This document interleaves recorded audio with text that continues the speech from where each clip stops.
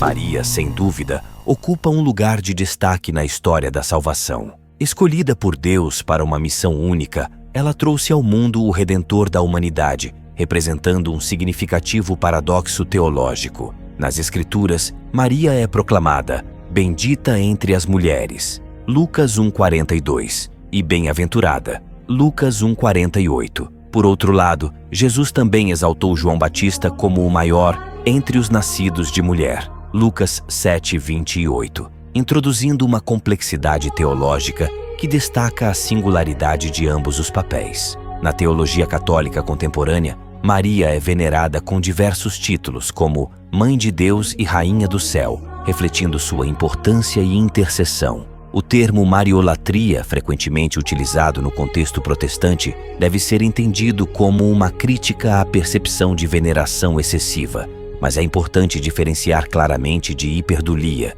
que é a veneração especial dada a Maria, e latria, que é a adoração devida somente a Deus. Para compreender o papel atual de Maria na doutrina católica, é essencial considerar sua trajetória desde os primeiros escritos da Igreja, como os de Santo Irineu, até sua expressão nos dogmas proclamados em concílios, como o de Éfeso e Calcedônia. Essas referências ajudam a esclarecer a continuidade da veneração mariana e asseguram que tal veneração é feita em harmonia com a centralidade de Cristo na fé cristã. Irmão Martinho, que a paz de Cristo esteja contigo. Retomamos nosso diálogo sobre a Virgem Maria, Mãe de Deus, Theotokos. Concordamos que Maria é um modelo de fé e humildade, virtudes louváveis em qualquer cristão. Eu defendo a importância da intercessão de Maria, que em virtude de sua íntima união com Cristo e sua assunção aos céus, roga por nós junto a Deus, sem substituir a única mediação de Cristo.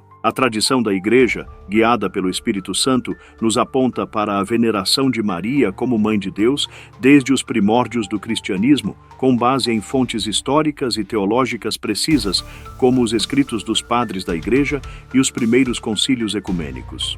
Embora respeite a sua posição, irmão Tomás, concordo que a fé e a humildade de Maria, demonstradas em seu cântico, o Magnificat, Lucas 1:46-55, são um exemplo para todos os cristãos. Seu canto demonstra que ela reconhecia a grandeza de Deus e a sua própria pequenez diante dele. No entanto, eu acredito que a salvação é alcançada unicamente pela graça de Deus, sola gratia, mediante a fé em Cristo, sola fide, nosso único mediador, solus Christus, sem negar o valor da intercessão dos santos como parte da comunhão dos crentes, que se une em oração e apoio mútuo. A Igreja Católica ensina que devemos venerar Maria com hiperdulia por sua santidade e papel na história da salvação, enquanto a adoração suprema, latria, é reservada somente a Deus. A tradição apostólica, que remonta aos tempos dos apóstolos, e a tradição oriental cristã, com sua profunda veneração a Theotokos, confirmam essa prática, como evidenciado pelos escritos de São João Damasceno e a iconografia bizantina, sem substituir a mediação única de Cristo. Maria, como Mãe de Deus, intercede por nós junto a seu Filho, e a Mariologia nos ajuda a compreender seu papel na redenção em harmonia com a graça divina e a obra salvífica de Cristo. Reconheço a importância da tradição, mas sustento que ela deve estar subordinada à Escritura, sola Scriptura. Maria, por sua fé e obediência, é um exemplo para todos os cristãos. No entanto, a Mariologia não deve obscurecer a centralidade de Cristo na obra da salvação. Devemos ter cuidado para não atribuir a Maria um papel que pertence somente a Cristo, mantendo a centralidade da mediação de Cristo e a primazia da Escritura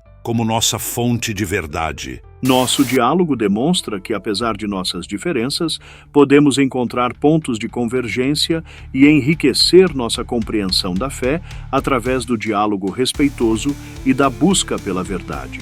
A Virgem Maria, como modelo de santidade, nos inspira a viver o Evangelho em sua plenitude e a buscar a Deus em todas as coisas, sempre dentro do contexto da fé cristã centrada em Cristo, sem desviar a atenção de sua obra redentora. Concordo, irmão Tomás. A tradição, como o leito do rio que guia suas águas, tem seu valor, mas a Escritura é a fonte da qual ela flui. A Mariologia, como parte da tradição, deve ser sempre avaliada e interpretada à luz da Escritura. A ênfase na fé em Cristo como único mediador e salvador é fundamental para a verdadeira piedade cristã. Que a graça de Deus nos acompanhe em nossa busca pela verdade e pela unidade na fé, com Maria como um exemplo de discipulado e não como co-mediadora, refletindo a verdadeira piedade que coloca Cristo no centro.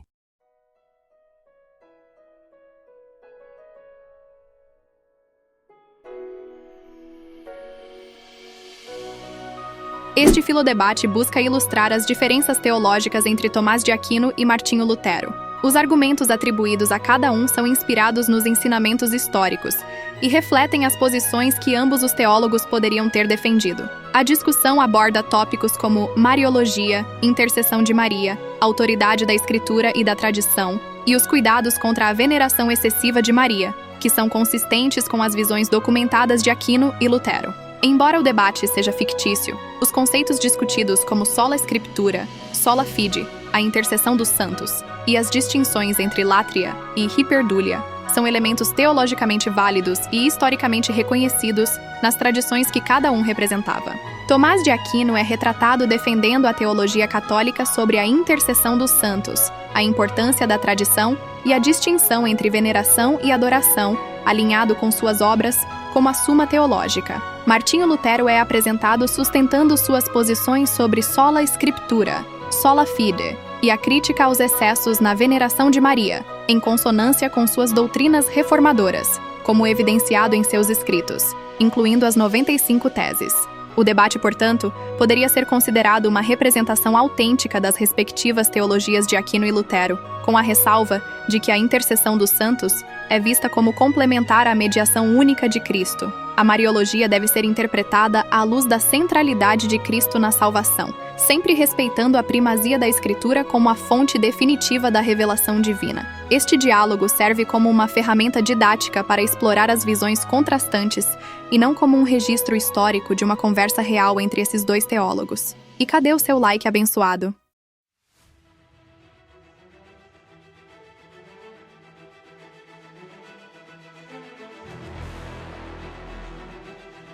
Qual o ponto central da divergência entre Aquino e Lutero em relação à Mariologia? A. A virgindade perpétua de Maria. B. A maternidade divina de Maria. C. O papel da tradição na Igreja. D. A intercessão e veneração de Maria.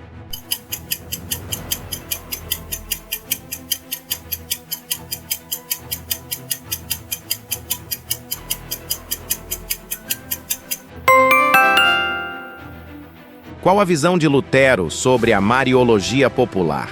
A. Ele a considerava uma expressão legítima da fé popular. B. Ele a via como um meio de fortalecer a fé em Cristo. C. Ele a criticava por desviar a atenção da centralidade de Cristo. D. Ele a considerava uma forma de superstição inofensiva.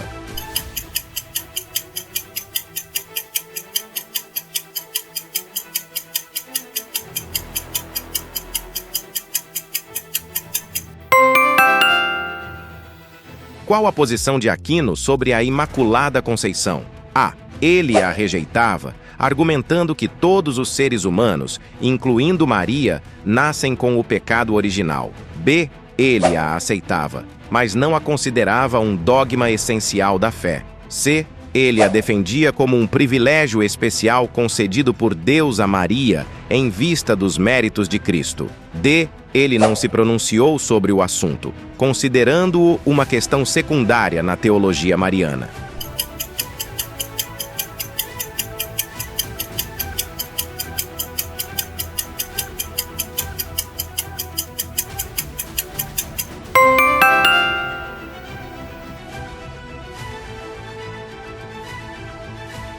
Qual a visão de Lutero sobre o papel de Maria na Igreja? A. Ele a via como a mãe da Igreja, intercessora de todos os fiéis. B. Ele a considerava um modelo de fé e obediência, mas não lhe atribuía um papel especial na Igreja. C. Ele a via como uma figura secundária, cuja importância era apenas histórica. D. Ele a rejeitava completamente, considerando-a um obstáculo à verdadeira fé em Cristo.